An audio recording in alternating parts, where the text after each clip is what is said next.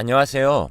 저는 평범한 40대 주부인데 너무 어이없는 일을 겪어 이렇게 글을 쓰게 되었어요.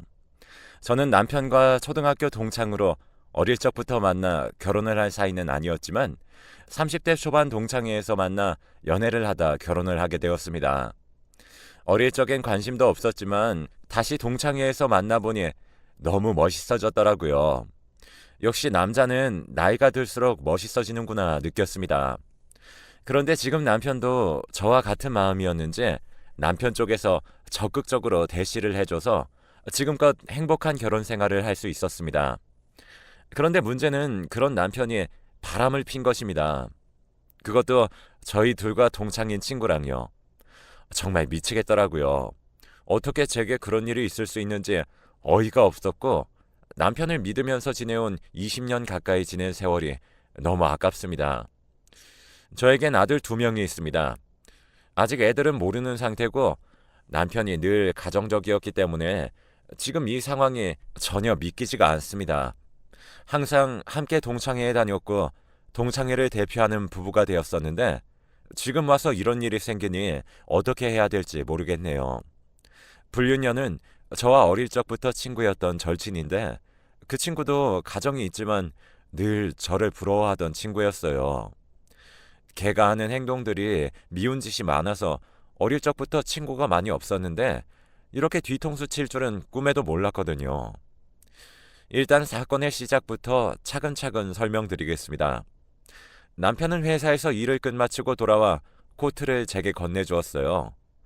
저는 평소와 같이 코트를 받아 옷걸이에 거는데 주머니 속에 뭔가 불룩한 게 만져져서 저는 몰래 방으로 들어와 그 불룩한 것의 정체를 확인하니 목걸이였습니다. 처음에는 그이가 저에게 주는 선물이라고 생각했는데 왜 그랬냐면 남편은 가끔 아무 날도 아닌 날에 꽃이나 액세서리를 선물하는 경우가 많았거든요. 그런데 평소 골라주던 스타일과는 조금 다른 화려한 스타일이더라고요. 저는 멍청하게도 그 모습조차 귀엽다고 생각하며 내심 기분이 좋았답니다. 그리고 저녁 식사를 가족들과 다 같이 하고 잘 준비를 한 뒤에 남편이 씻고 나오기를 기다리고 있었어요. 남편은 씻고 나와서도 목걸이를 바로 주지 않고 기다리고 있더라고요. 그래서 어차피 제 거니까 서프라이즈인 셈 치고 그날은 아무 말도 하지 않은 채 잠에 들었는데 다다음 날인가? 제 절친과 잠깐 동네 카페에서 커피 한잔 하려고 나갔습니다. 제가 먼저 카페에 도착해 있었고 그 친구가 왔는데 평소처럼 화려하게 입고 왔더라고요. 그 친구 스타일 자체가 좀 화려하긴 한데 그 친구 목에 남편 주머니 안에서 본 목걸이와 같은 디자인의 목걸이가 걸려져 있는 겁니다. 순간 당황해서 그 목걸이 어디서 샀냐고 물어보니 선물 받았다고 하더라고요. 그래서 저는 야, 우리 남편도 나한테 선물하려고 그거 사왔던데 그 디자인 요새 유행하는 건가 봐? 네 남편도 같은 디자인을 고른 게 신기하네.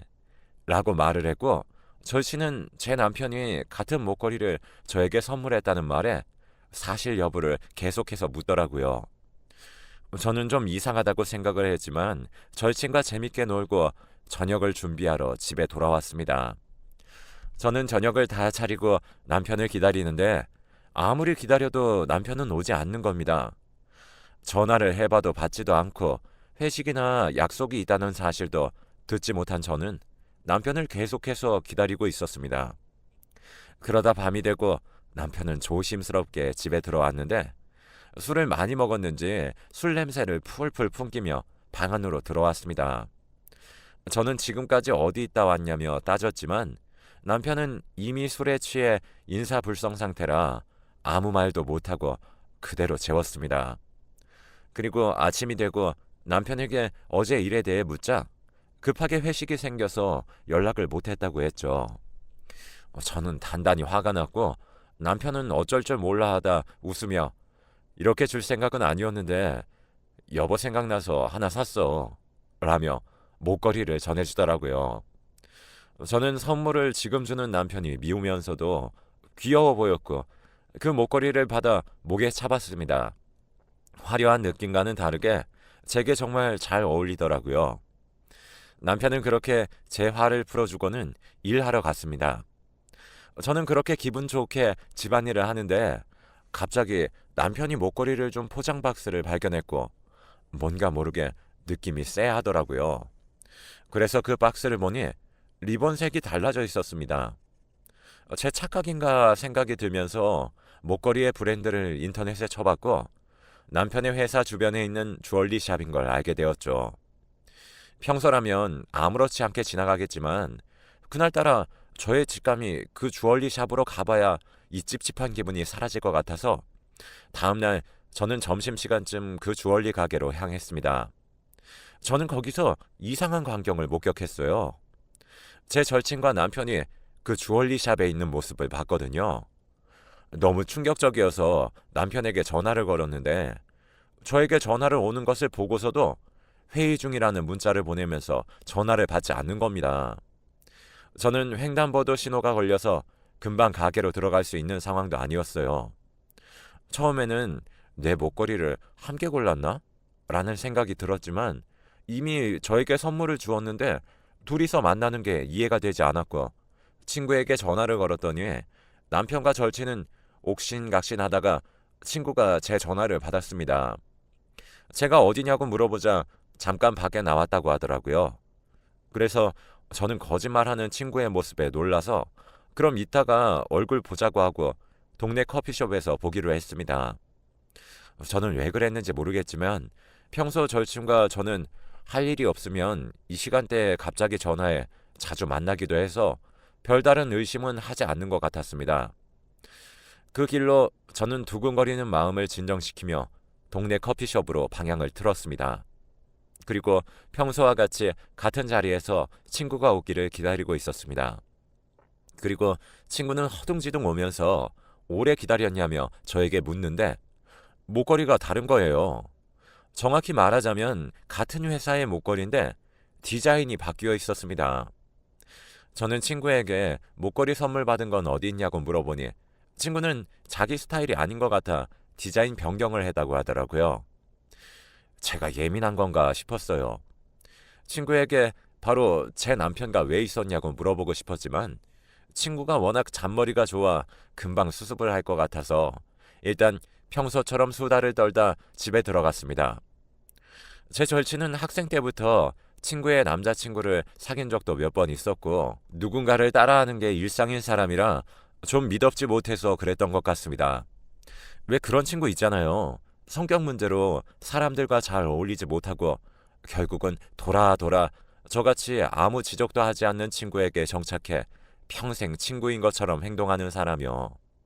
그 친구가 딱 그런 스타일인데 저한테 그렇게 나쁜 짓을 한 적 없어서 믿고 잘 지내온 것 같아요. 그래서 다음날 저는 혹시 몰라서 제 친구의 목걸이 디자인과 제 목걸이 디자인도 확인할 겸 다시 그 주얼리 샵에 찾아갔는데 카운터에서 포장 박스의 끈이 2개인 것을 발견했습니다. 하나는 제게 온 선물끈이었고 하나는 처음 코트 안에 있던 리본끈 색이었어요. 믿기 싫었지만 거의 확신했습니다. 심장이 두근거리다 못해 터질 것 같았고 저는 디자인도 제대로 확인 못한 채 그냥 주얼리 샵을 뛰쳐나왔어요. 친구는 몰라도 남편을 정말 믿고 있었거든요. 남자는 바람을 피면 자기 아내한테 더 잘한다는 말이 있다던데 저도 모르게 최근에 남편이 정말 저한테 잘했었거든요. 애들 학원 보내놓고 저는 우리 가족을 위해 생각을 많이 했습니다. 저와 남편의 둘만의 문제라면 그냥 갈라서면 그만이지만 아이들은 무슨 죄냐고요. 정말 화가 났고 더구나 심증만 있는 상태라 확실한 물증이 필요하기도 했죠. 그 뒤로 남편의 점심시간에 남편의 회사 건너편에서 남편을 지켜봤어요. 아니나 다를까 제 친구도 남편을 기다리다 몰래 만나 함께 밥을 먹는 겁니다. 무슨 점심시간부터 고깃집을 가서 삼겹살을 먹는지 정말 꼴보기 싫더라고요. 제가 당장 할 수 있는 건 그들이 애정 행각을 하는 모습을 사진 찍는 일밖에 없었어요. 아이들이 학원을 마치는 시간에 데리러 가서 집에 오는 길에 아이들에게 물었습니다. 아빠와 엄마가 따로 살게 된다면 너희는 누구와 살고 싶냐고. 너무 지친 마음에 그러면 안 되지만 애들에게 물었습니다. 애들은 무슨 일 있냐고 되려 제게 물어보는데 저는 그냥 아무 일도 없다며 궁금해서 물어봤다고 장난으로 넘겼습니다. 정말 애들이 무슨 죄가 있겠습니까? 남편의 얼굴을 보는 것조차 싫었지만 모른 척했고 저는 그렇게 마음을 정리했습니다. 가정을 지켜야 하고 저도 여자이지만 그 전에 애들에게 엄마니까요. 결혼하기 전에 주변 사람들에게 결혼을 하면 바람 한 번쯤 눈 감는 건 일도 아니라는 말을 정말 많이 들었었는데 그때마다 왜 그렇게 살아야 하는지 생각했고 남편이 좋은 사람이라 저는 다행이라고 생각했지만 아니었던 겁니다. 그렇게 마음을 먹고 그 친구를 따로 불러서 이전과 같이 항상 만나던 카페에서 친구를 만났는데 아무렇지 않아 보이는 표정과 그 목걸이를 그대로 하고 나오더라고요. 정말 소름이 끼치면서 가정도 있는 사람이 어떻게 저렇게 뻔뻔할 수가 있는지 생각하며 일단 친구에게 말했습니다. 너 나한테 숨기는 거 없어? 라고 물었더니 남편에게 새로운 기회를 주듯 친구에게도 사과를 할 수 있는 기회를 주려고 했죠.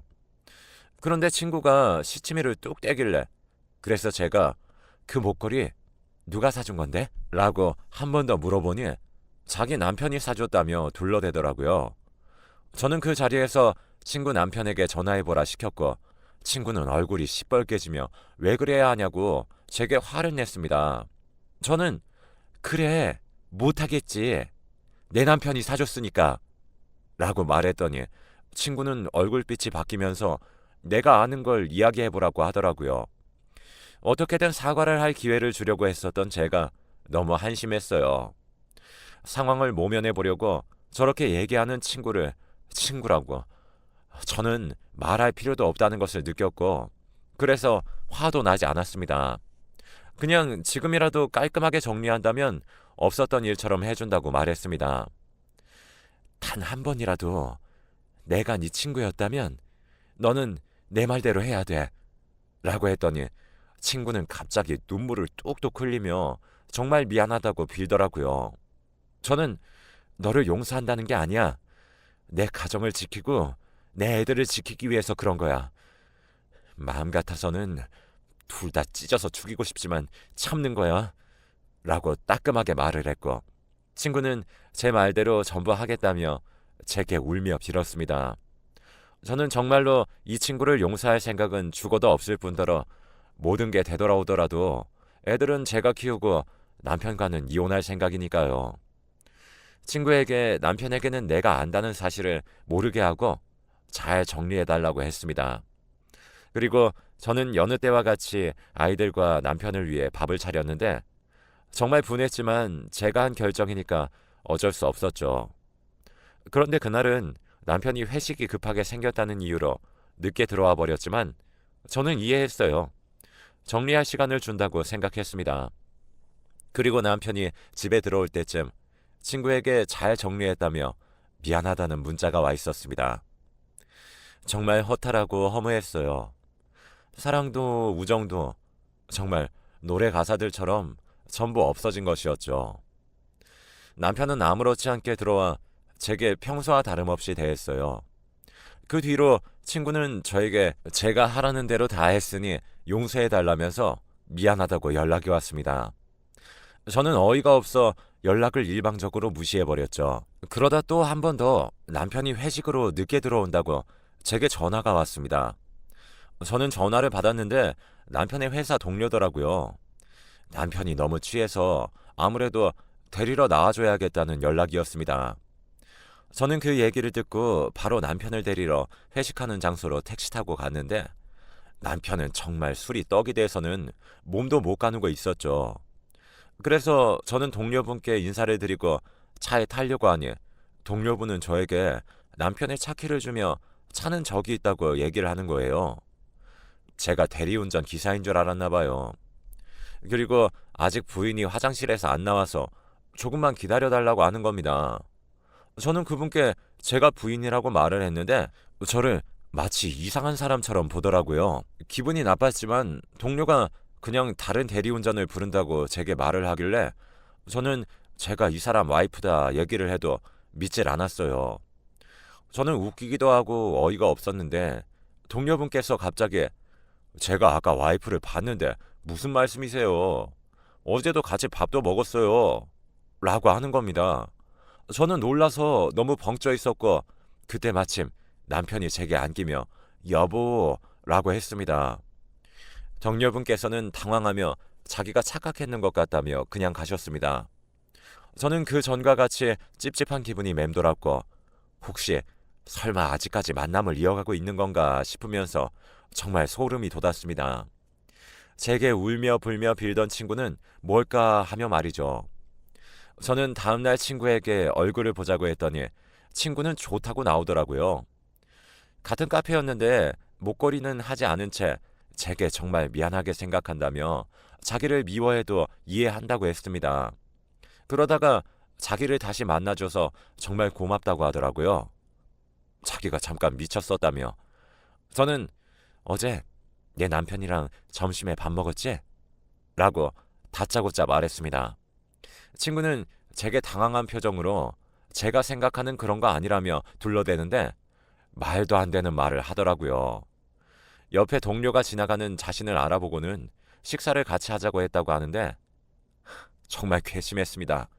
실제 가정이 있는 사람이 제 남편 와이프 행세를 하다니 제게 그렇게 매일 전화로 사과하고 문자로 용서를 구하던 사람은 누구였죠?